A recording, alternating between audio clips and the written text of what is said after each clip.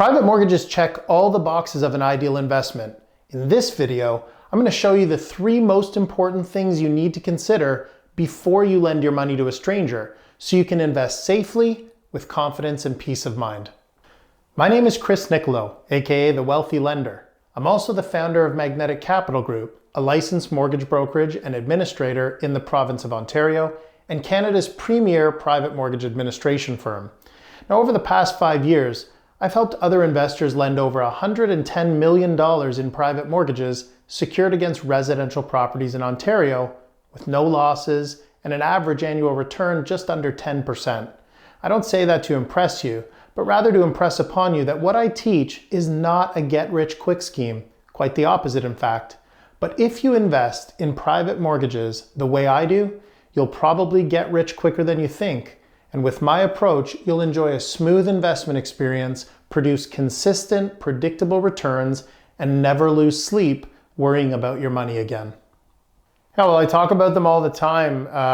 When you're getting involved in private lending or anything else, you need a framework for how to think about, choosing what it is that you're involved in our case, private mortgages. So the framework that I use for choosing private mortgages is 3-pronged, and that's to keep it very simple.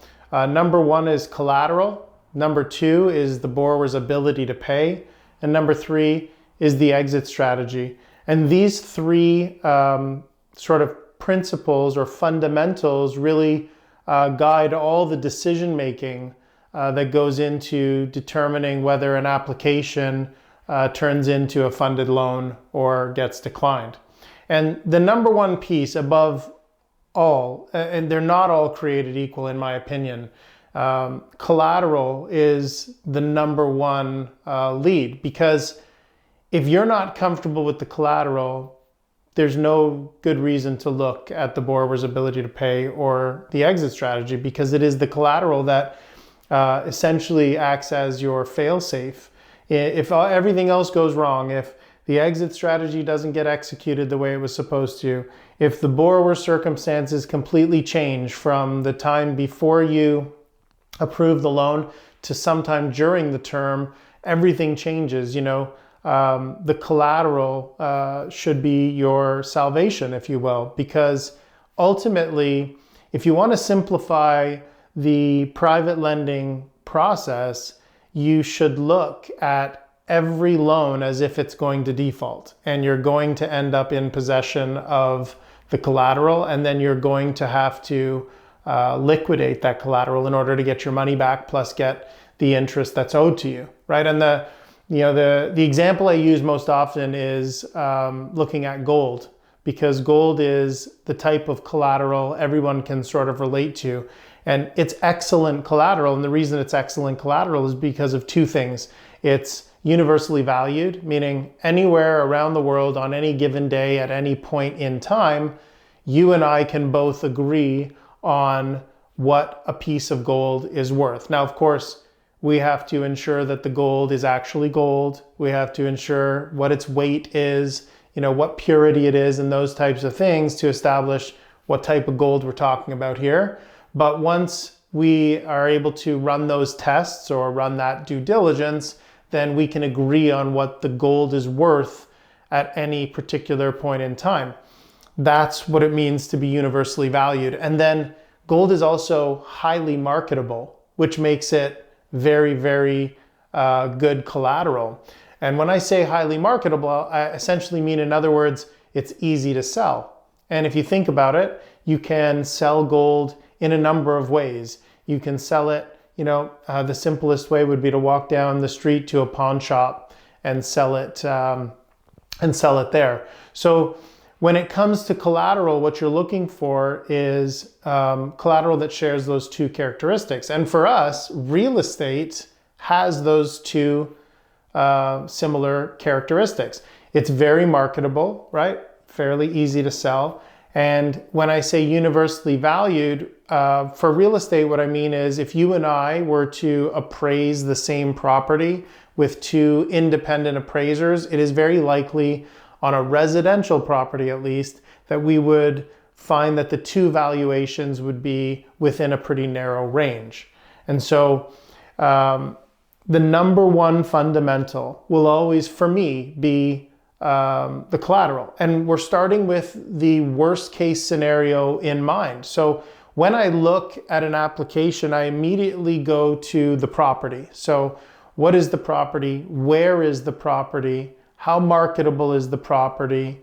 What amount is being asked for in the loan relative to the value? We call this the loan to value ratio. So is the loan that I'm being asked to give representative of 60% of the value? Is it 70%? Is it 90%? And of course we have maximums in terms of recommendations, and I put that maximum at 80%. But our average loan is only 70% of the value. So you're looking at the collateral, you're looking at the location, you're saying, if the location is a little more remote, it may be harder to sell, which is going to affect its marketability. If the location is in the middle of a metropolitan city, you may think that it has higher marketability and it's easier to sell. What condition is the property in? Are there issues with the collateral that might make it tougher to sell? And one of the really unique things that I think not a lot of amateur or new investors look at is land value. If the state of the collateral is deficient in some way, so it's not, the house isn't meticulously maintained, or there, are some trouble areas with the collateral, that can be mitigated if you have land value that is equal to or greater than the amount of money you're being asked to lend. So the collateral is the focal point. That is obviously only one of the three fundamentals, but it is the most important. If this video is resonating with you and you want to learn how to structure your private mortgage investing for long-term success, I invite you to join my free school community, The Wealthy Lender's Brain. Inside, I offer a free online course on private mortgage investing where I dive deeper into everything that's covered in this video and provide tools to help you apply the solutions I suggest, so you can apply the three fundamentals you're learning today and use them to guide your decision-making every step of the way.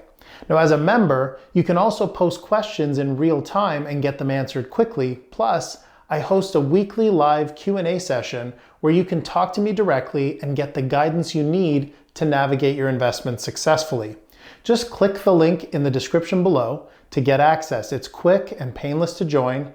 And now that you understand the importance of collateral and know where to go to get more information, let's talk about the importance of the borrower's ability to pay and their exit strategy.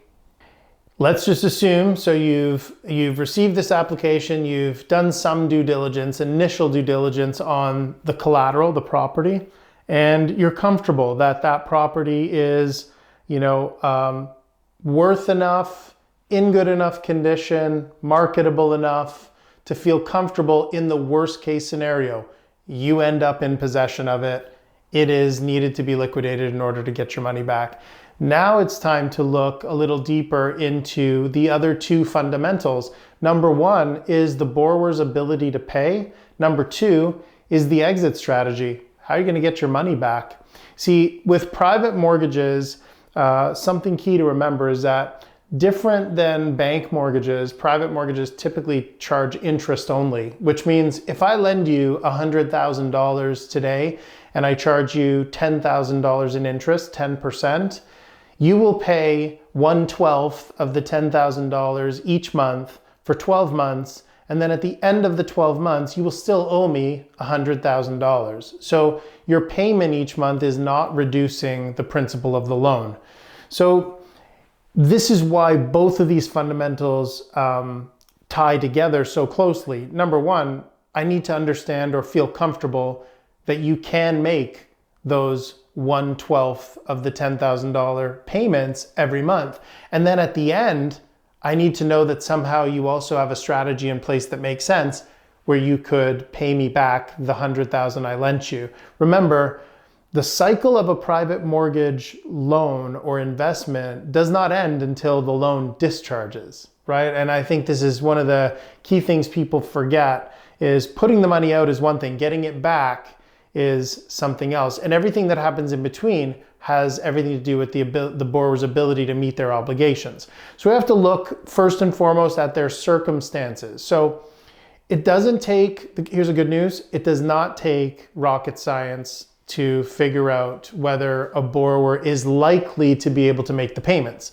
You can look at now the bank has very rigid guidelines for this. The bank will say, listen, the total of the mortgage payment, the heat, and the property taxes can only represent X percentage of your total gross income. And then when you add in other debts, it can go up a little bit, but not very much. That's essentially the formula that the bank uses. Now, in private, you don't have those formulas, but we can still kind of get a sense for whether this makes sense or not. Is it viable? So when we look at it and we say, well, okay, how do you make money? Now, in private, we have a much wider range of acceptable forms of income than they do at the bank. Bank wants to see very provable, income where, self-employed people who are maybe in transient positions where they're working in one job in the winter and one in the summer or something different, or they have multiple streams of income, you can take a common sense approach, right? Now, we want to see support to back up that the income that we're being told is actually real, but that's to your discretion. But you want to see income. You also want to look at credit, but what are we looking for in the credit? We're not just looking at the score. We're not just looking at, if somebody, let's imagine that somebody was doing really well, was able to make a 20% down payment on their property and get into that equity position where, they had to save for years to get into the housing market, and then something happened. Usually on a credit bureau, you can see that in a period of time, something changed. Maybe for some people today, when we look back, you can see that in COVID, they experienced a really difficult period. But before COVID and after COVID, everything was fine. So the score may be low, but you can see that it was isolated, and this is a borrower maybe that you do want to support because now things have come back to where we need them to be. Their employment is stable, their income is good, and they can make the payments. The bank would still decline them based on the score. And then you also want to look at just a track record of how have they managed payments to other creditors in the past. So you're able to see that on a bureau. And then moving to the exit strategy really quickly, you just want to see that it's viable. And there's only two ways out of a private mortgage if we want to simplify this. Number one is a refinance with another lender. And number two is a sale of the property. Now, a third, sort of very less likely option is that somehow over the 12 months between the time I lent you the money and the time that you have to pay it back, you came into some sort of windfall, an inheritance or something. That's much more rare, but it is possible that you come to be able to pay the mortgage off with your own resources. But more likely is a refinance or a sale. Refinance is not something we can necessarily predict when we're lending the money. A sale is. A sale, we can look at the collateral, and this kind of brings it all full circle, right? Is you can look at the collateral and you can say, okay, worst case scenario, I can't predict whether this person will qualify for a refinance in 12 months. I have a reasonable degree of certainty that if they do the right things in the next 12 months and I give them this money, then they'll be able to refinance, but it's less certain. Whereas we can look at it from day one before we lend the money and say, if the refinance fails, if there is no inheritance, if everything else goes wrong, can we sell this property for enough to get our money back? If the answer is yes, then you've used the three fundamentals the exact right way. So collateral, ability to pay, ultimately exit strategy, which loops you back to the collateral.